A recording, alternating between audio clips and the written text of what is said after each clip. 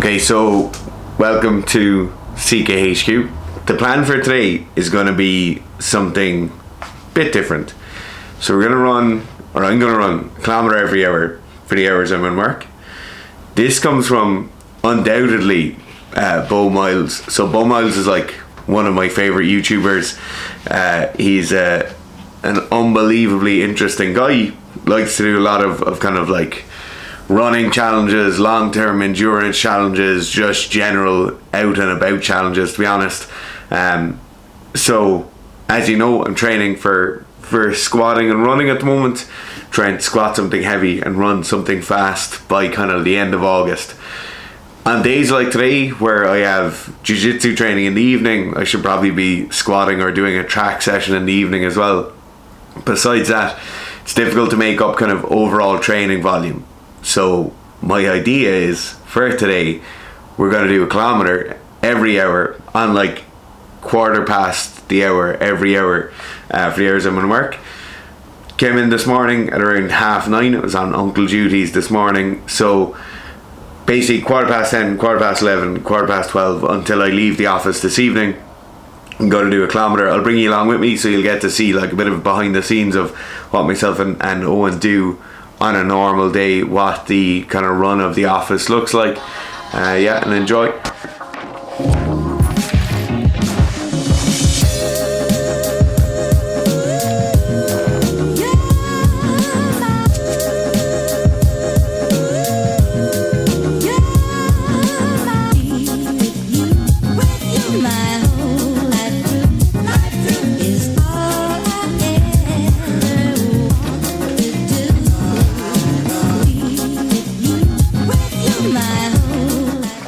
So like 4:45 for 1.1, just over 1.1 kilometers. So nice and easy. First thing in the morning. Hopefully we get some better paces later on as we get a bit more warmer, as we get a bit more sessions in. But yeah, it was good. That run is like a nice easy loop. A few pedestrians along the way, alright, who don't really move over too easy, but grand and handy. You'll see on the pacing you get like one or two drop offs. That's just the nature of like running in the city. If you have to wait to cross the road, or if there's a bit of a backlog, you have to slow your pace down a small bit. So hopefully for today we'll get most of them in like the just over 4 minute kilometers. That'd be very handy. I don't really want to push for like, so a 3:08 kilometer is 5 minute mile pace. We're certainly not going to do those today because I have to get back to work and be somewhat productive for the other 50 minutes of the hour. But we'll certainly just do kind of handy paces, 4 minute kilometers, 4:30 kilometers, and we'll see how it goes. Right, so it's 10 past now. It's time for the next kilometer, for the next hour. Gareth actually said he's going to run this kilometer with me, which is very, very nice of him. He obviously wants to get a little bit of aerobic work done early in the morning. So this one will be probably around 4:30 or 4:20 again. Is that the kind of pace you're feeling? That's what I was thinking. That's what Gareth is feeling for his pace. I can do the kilometer no problem, 4 minutes in the car. This is, so like the first few hours in the morning are all just coaching, so it's responding to one-to-one clients, responding to people who are on the programs. So our admin person sends us any additional issues. That's usually up until around 12 o'clock in the day. That's all we do.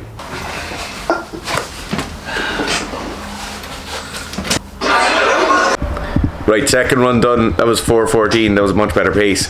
You'll see on the graph a lot less kind of drop offs in pace coming up, just like if you hit the right timing at the traffic lights, or if you get caught behind someone, it just tends to be a bit better. This man here is lead cameraman from that phenomenal footage of running along the road, to be fair. You'd started before you even came into work. He had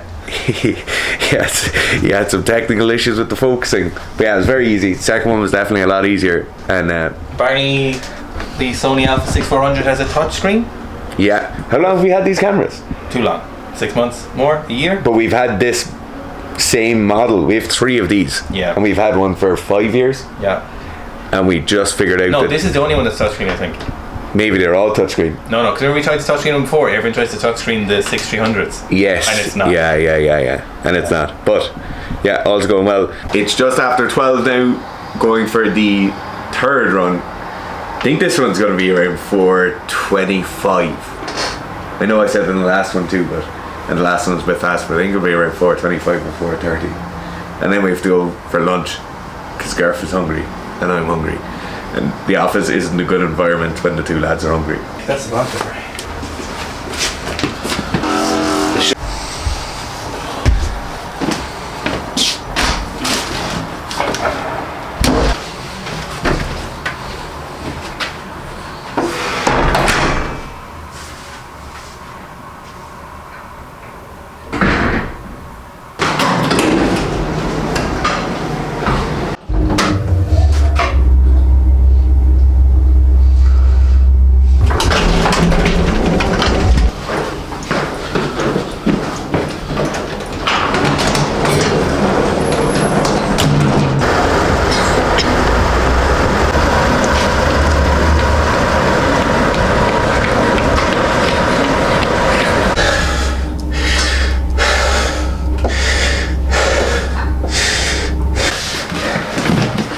Right, so that was 4:04. That was a good one. Felt good. Time to go get some lunch now. 20 past 12. Gareth, what do you have for lunch? I'm having venison and I'm having some bagels. But I just realised we have no fucking butter. Oh no. So I'm gonna go get some butter. Butter? Is there butter up there? Is there? Butter enough to pap? No, the last Butter one. over there. Where? Just across the road. Yeah, they do. Time for running shoes and the sweaty t-shirt to go back on, which is probably going to be the most uncomfortable piece of this. I had half lasagna and some jellies, so I think this run is going to be terrible. I would predict around the 5-minute mark with a stop for a bit of a cramp halfway through, or possibly a stitch. At least Watch. Right, I think that was going to be the worst one of the day. 4:40 for 1.09. Things can't really get much worse than that. Having a lasagna in your stomach, some why did potato wedges. why did you pick lasagna of all things? They just never have it. Did you eat all of it? No, half of it. Okay. As well, I probably won't eat before training soon. Okay. Joe. No doubt. No doubt. No doubt. No, Gareth, what's on the plan for this afternoon? For me, Yeah. I need to make sure my hamstring isn't exploded. But it feels okay in the bottom of the squat. These things happen when you're training. Just little owies are inevitable. Well, that always happen. So it looks like it might have to end up doing another Friday session. Another open mat. Friday sessions are always the hardest sessions, and it keeps ending up that I have to end up doing my one session a week on Friday at the gi jiu-jitsu. Yeah. Which is And you love no gi. I love no gi, so we'll not have to worry. Pitter patter, let's get at her. So the big question is, You gonna get how the fuck is it 2 o'clock already? Yeah, yeah. Jesus. You're actually, you need to stop because you're making my day go faster as well. The time flies, doesn't Leave it? me out of your time vortex. If you're sick of being in the office, run a kilometer every hour. You don't even have to. Someone else can do it in the office. Is there someone else? Yeah. Get someone just Get like, Tracy. Get Tracy to run the kilometer. it takes less than 5 minutes, and Tracy is just half your time in work for the day. You're ruining my workday because I have a load of things to do, and you're making my time go faster. There's so much stuff to do. The whiteboard is still, well, we've got a lot of stuff on the whiteboard done, but But I haven't done any of my midday stretching. yeah, None of my you haven't even done your isometrics yet. I've done none of my isometrics, and you're. No, the day is Do you think if you run backwards, you'll save us time? spiraling. What's actually happening is I'm getting sick of having to wait an hour in between all the runs, so I'm changing the clocks in the office. But on the bright side, we get to go home at 2 o'clock today. Does he have to make a weight class? It might do, yeah, board charts, yeah, you probably would actually. And so if you like to take this away, unfortunately, so if you get things to affect kind of one of the really good stuff. The thing is, 2 o'clock one done. That was very good. 4:10. Felt nice. Felt easy. So, Griff, what are you doing on the floor of the office? this is one of my new favourite overhead stretches. That is? Yeah, so nice close grip, straight arms, straight wrists, And then, ooh, hoochie mama, to the side. Obviously, I have to do it this way. Then back over. Oh yeah. So to be fair to you, you do stretching like twice a day in the office? And it pays off. Yeah. It does work. Pretty much every day, like. I'm gonna try, so the bottom, hamstring is catching me at the bottom of the squat, and yesterday, the last 2 days, like just contracting painfully. So I'm gonna try a pigeon stretch, and I'm feeling It's gonna get it. it's gonna be bad. Is it more your medial hamstring or lateral hamstring? Lateral hamstring. So in general, I don't like this one. I feel like it's very nervy for people. Right. I have a specific reason today for it, so in general, I wouldn't do this every day. Okay, so a lot better on that side.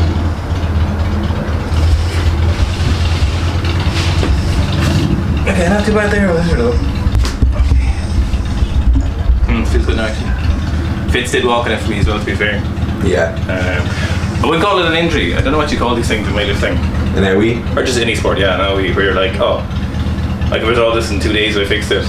Obviously, if you let it get worse, then this is a case where 6 months down the line you're debilitating injured. So we talked about this before, I think. I think the main thing with those owies is like they're definitely going to happen. Yeah. You're not going to be able to play sport or train for something and not get hurt or be sore for a period of time. But you do need to be like actively going away from them. Yeah. So your fat's going on. So just tuning into episode 7 of Summer Shredding here. I'm about to hand in my natty card. Oh fuck. I'm absolutely dick skin shredded. Are you? No. So what we're doing is, so one of the issues with the Seek String pants 1.0 was that our length was too long in the bottom. So material is great, the mix of polyester and elastane was great, its resistance to training, its resistance to washing, wear and tear was great, it looked good, it feels really nice to wear, but the length per size was too long at the bottom. So we've come back with some different samples. Wait, right there. Goes to the secret samples box.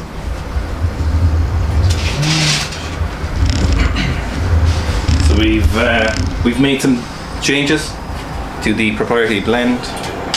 We have tested these, so we know they're real pants. Oh. So on the inside seam, we've had a little "We Make You Strong." And if you were lucky enough to grab a pair of the first pants, you'll notice that we changed the waistband and we've added some little drawstrings, which feel very nice. These are nice.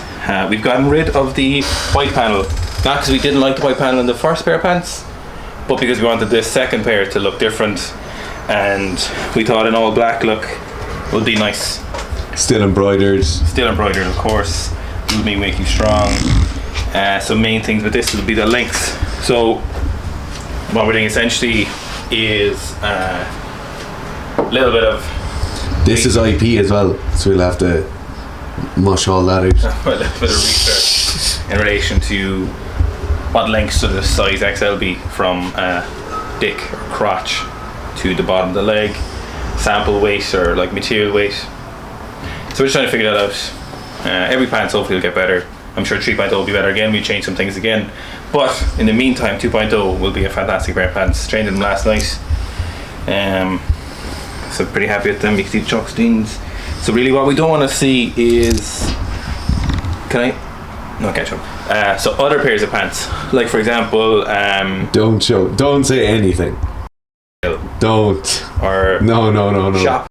No. No, you can say that. There's nothing wrong. You can review brands. Like you can say what you want. So pants, for example, which aren't lifting pants. Like if you some of the lighter versions, you'll see like their sample weight. Again, we tested the samples. Oh my The god. weight. Shut up, Daire. The weight of those is a lot lighter. They're not meant to be. Their mix of their material isn't supposed to be made to resist a bit of barbell travel, whereas ours is. So you'll see those kind of wear away after a few sessions, but that's not what they're meant for. Those I fucking really like them. I'm wearing their I loved it. These are lounge pants by Jim. Yeah. I really like them. So credit where credit is due for, but they're not meant for lifting pants. So we want to make a really good pair of lifting pants. We want these to fit nice, to look nice, but also be very practical for training, because I know it's a huge thing, and we're not far. This is June the 15th today. I'm confident of a end of July release date. I'm confident. Very confident. Very, very probably confident. Our puppy calendar is confident too. Can't show that one. It's that time again. Buzz Lightyear isn't doing a 1k run every hour, so he's grand. He doesn't have to do it. Fitz will be back soon. He's soft off his gills. There's no way he can be doing 1k.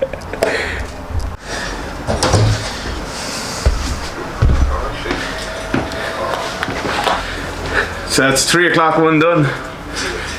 4:09. Nice and handy.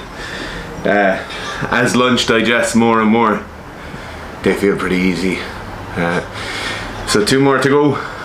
One at 4:15, one at 5:15. Then try and get this video edited and rendered and up for the YouTube.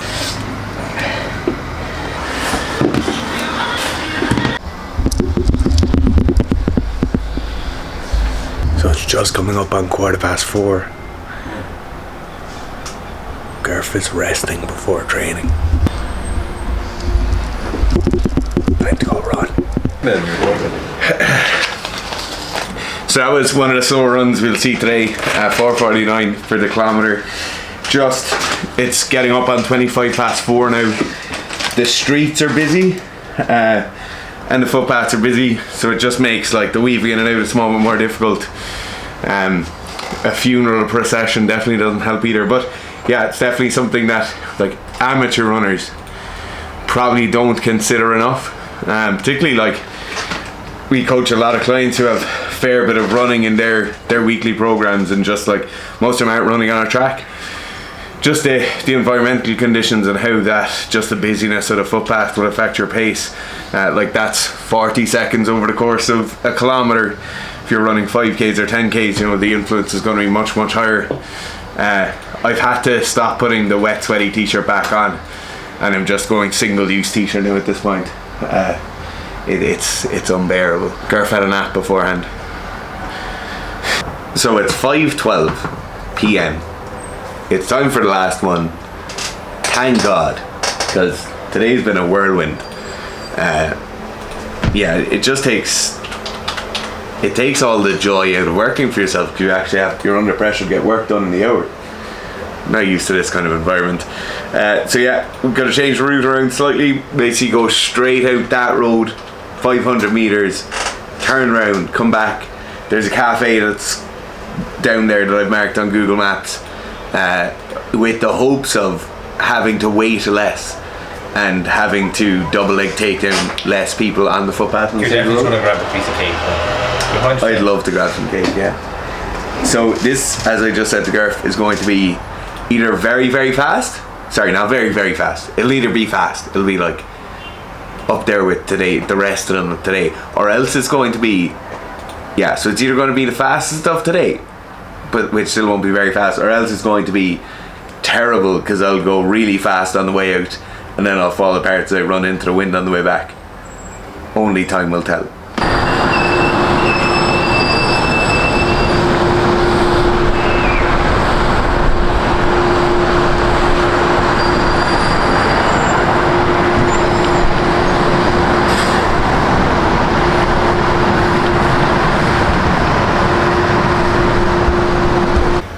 Right, we're done. That's 5:15. It's now 5:20. Last one was 3:56 with a little asterisk because I think it was like maybe 30 or 40 meters short. We'll see it on the graph anyway from the polar, but it's good. If you want a great way to make your work day go very, very quickly, this is a great way of doing it. Probably not the best way of training for anything really, because you do need those repeated bouts with kind of limited rest to push your capacity up, but can't hurt either. So now on to an evening training session.